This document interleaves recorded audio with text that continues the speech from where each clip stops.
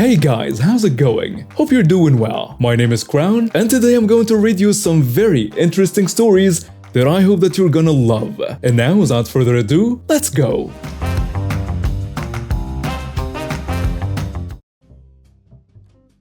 This took place almost 11 years ago, and this is the story of how the entitled aunt of mine got herself banned from my parents and I's houses and arrested.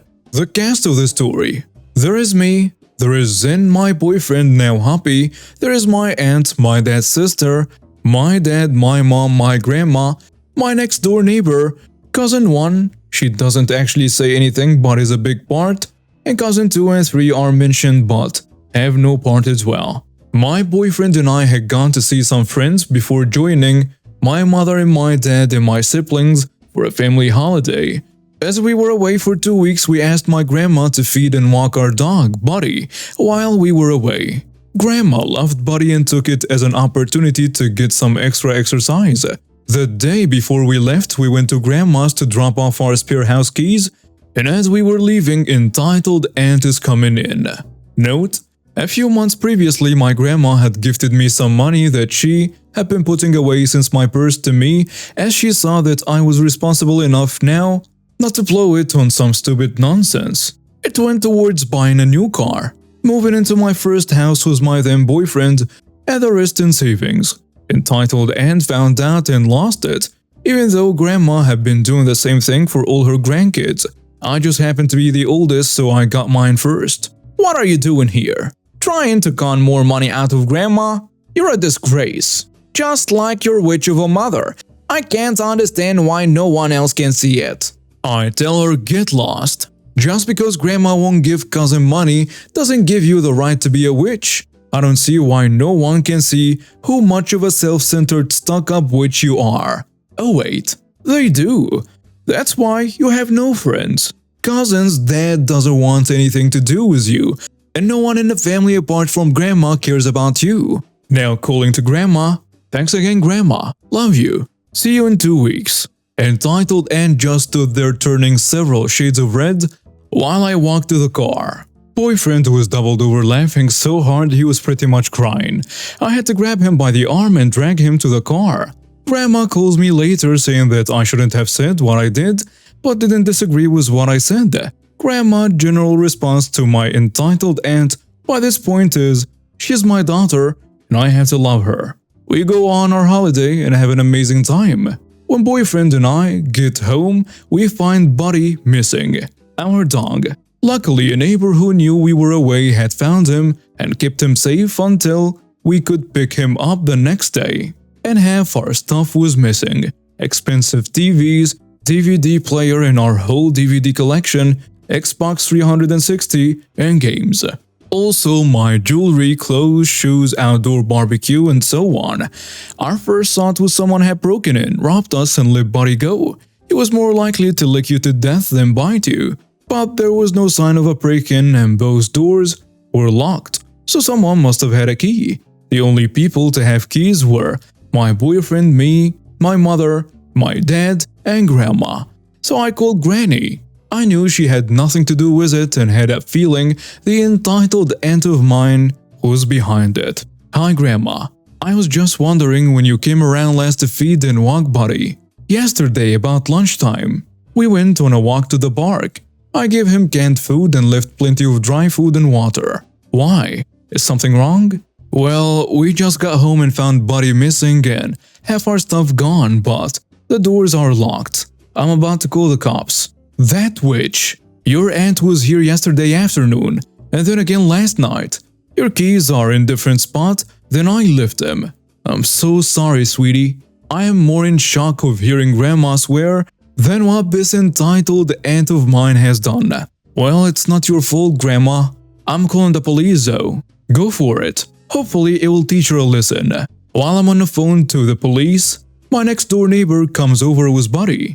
He talks to my boyfriend, who is understandably ready to kill the entitled aunt. He says, "Hi, I'm sorry but I found Buddy in our yard and I know you guys were away so we kept him. We didn't want him to end up in a pound.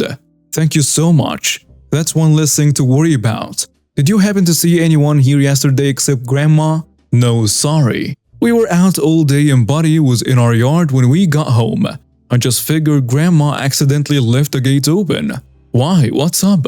My boyfriend explains what happened, and the neighbor offers to check the footage from the security cameras. Luckily, one was able to catch our entitled aunt entering our house, and also her kid and a guy loading our stuff into 2 UTs and a station wagon. Luckily, one was able to catch our entitled aunt entering our house, along with her boy and a guy loading our stuff into 2 utes and a station wagon. The police come and take fingerprints, statements from us, and the security footage. Understandably, my mom and dad are furious as well and carefully look over everything and make sure nothing's missing. 2 days later, entitled aunt, cousin, and the guy are arrested and charged with break-and-enter and theft. I can't remember the exact charges. They all got bail and the entitled aunt calls me. As soon as I answer, she starts screaming at me. "You little witch! How dare you call the cops on us?" "How dare I call the cops on you? How dare you break into my house and steal thousands of dollars worth of stuff?" "We didn't break in. We had a key. Anyway, it's not stealing. We're family. I'm entitled to take whatever I want. You need to drop the charges and tell the cops it's all a misunderstanding right now. How dare you get your cousin put in handcuffs and locked in a cell? My prince is too good for that." Me, now even more angry, "You stole the keys from Grandma and took what isn't yours. If you return what you stole and apologize, we may consider dropping the charges." "Screw you, you stupid witch. We took what we felt were owed. Grandma gave you all that money when you clearly don't need it. My kids have nothing and deserve better than you. Drop the charges right now, you stupid witch. We're keeping everything. If you don't, you will regret it." Oh my god, you're stupid. It's not just my stuff but my boyfriend as well. How dare you let Buddy go? Luckily, we have him back. You're lucky the cops got you before my boyfriend did. I hope you all rot in jail. If you ever call us or set one foot back on our property, you will regret it. I hang up on her, and my boyfriend and I decide to call the police and ask for advice. We end up getting an interim AVO, apprehended violence order, to stop her from harassing us or coming back on our property. Entitled and then calls my mom and try and get my mom and dad to talk us into dropping the charges, but my dad ends up giving her a piece of his mind and tells her that she is not welcome at their house and they will call the cops if she does. So she tries Grandma next. Grandma tells her that she's ashamed of her and her kid, and we have every right to press charges, and if she doesn't return everything that was stolen, the money that was put aside for my cousin will be given to us to replace everything. Entitled aunt refuses, and Grandma does give us the money. When it all finally goes to court, our entitled aunt is sentenced to 3 months jail. She also had other theft and fraud charges pending, and 18 months parole. Cousin is given a community order as he was only 17 at the time. The guy, who we had not met before, is given a good behavior order as the entitled aunt has told him that my boyfriend was her ex and she was moving out of their house and wanted help getting her stuff out. He apparently didn't question her as she had keys and Buddy knew her. We ended up dropping the AVO as it was a separate matter from the criminal proceedings, and the entitled aunt kept getting the hearing delayed and boyfriend and I couldn't keep taking time off work. My entitled aunt ends up losing custody of 2 of my cousins who go to live with their dad. So when I was entry level a long time ago, my boss made me come in a day after I discovered my dog dead in my room from choking on something it grabbed and swallowed on my desk.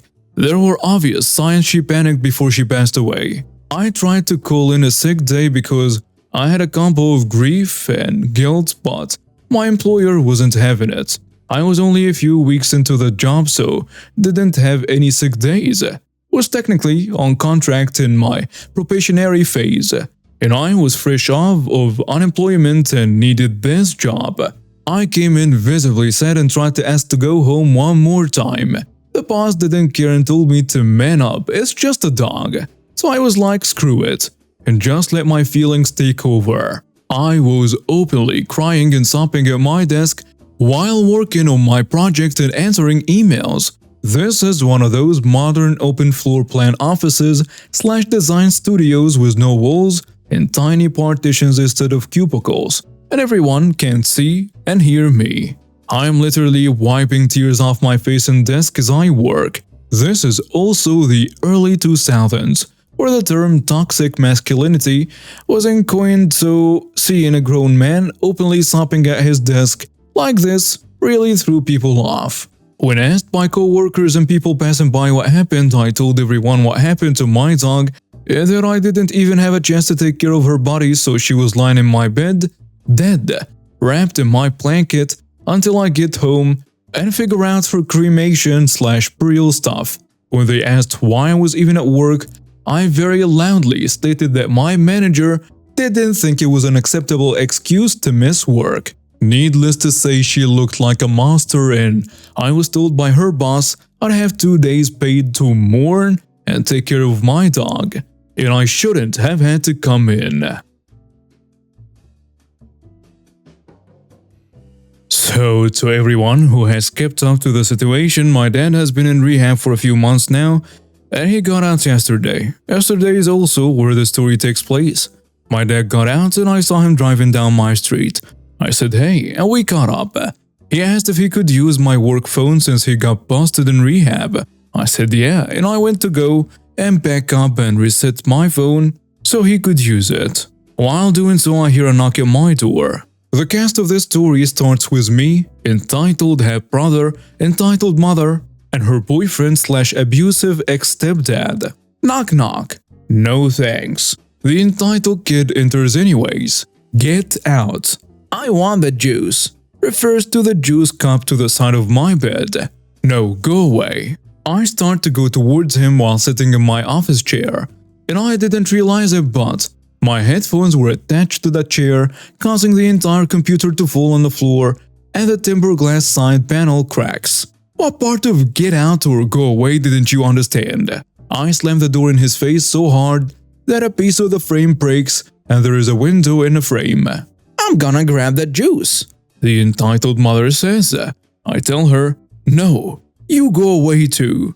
I'm getting the freaking juice. Here, take the freaking juice. I opened the door and threw it at the floor next to her. She picked it up and it was a big thing of juice, and she poured it all over my computer, monitors, keyboard, phone, bed and everything. I instantly wrapped it in a blanket and charged at her to get her out. At that point, we're in the hallway and the abusive boyfriend comes upstairs.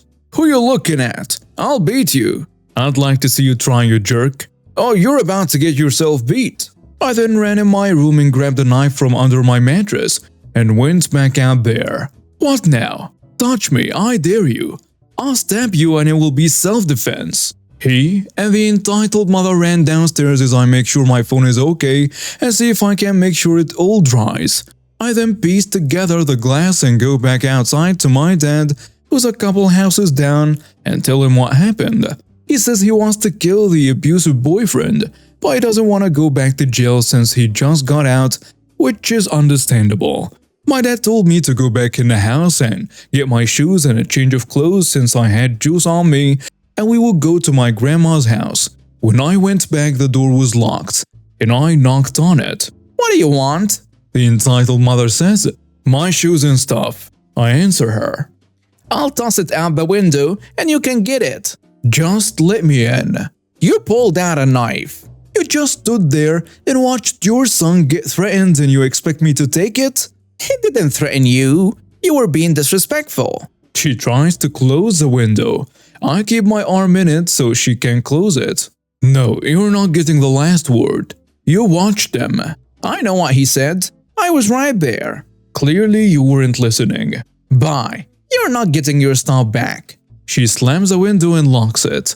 After that, I noticed the abusive stepdad bike and realized I still had the knife. I sliced the tire and ran to my dad and told him. He was angry that he was there because he was not supposed to be there, and if it weren't for the fact that my siblings were there, I would have told the landlord. I went to my grandma, my mom's mom, and told her, and she flipped on her daughter. I went back later that night because I had to make sure my electronics weren't broken, and she let me in. But not before scolding me about how I do not respect her. And in my head, I was thinking, boy, I can't wait until Thursday when I move in with my aunt and uncle. I went in, and upon inspection, the only thing that seemed broken was a computer, and I'm gonna have her pay for it. If she chooses not to, I have her debit card information. I will not hesitate to take it from her. So that last paragraph was written a couple hours ago. Since then, stuff went down.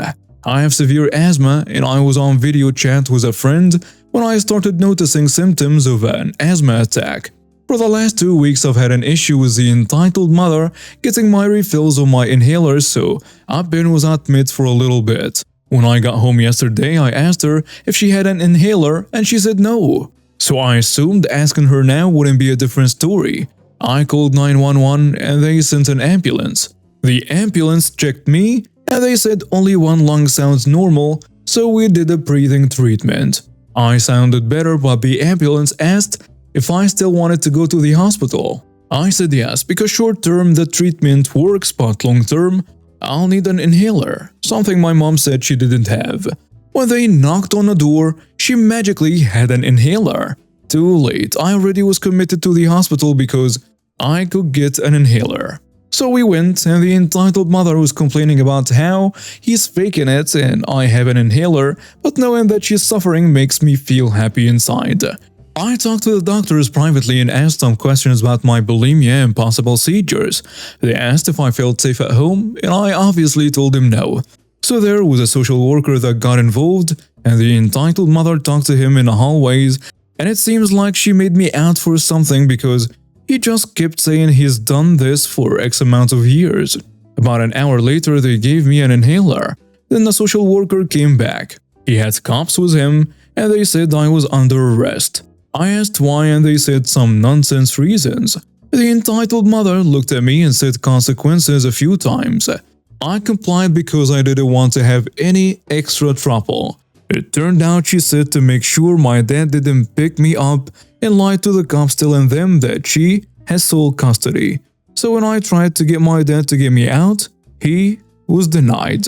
He went over to my entitled mother and forced her to come with me and get me out.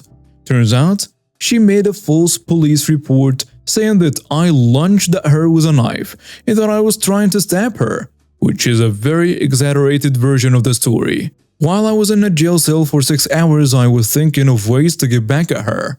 The abusive boyfriend and his kids aren't supposed to be living here, so I just emailed the entitled mother's landlord about the boyfriend and I'm currently awaiting a response. This story was written while it was taking place.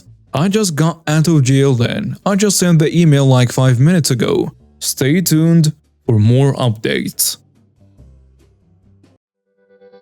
And now we have reached the end of today's stories. Thank you for watching and see you next time.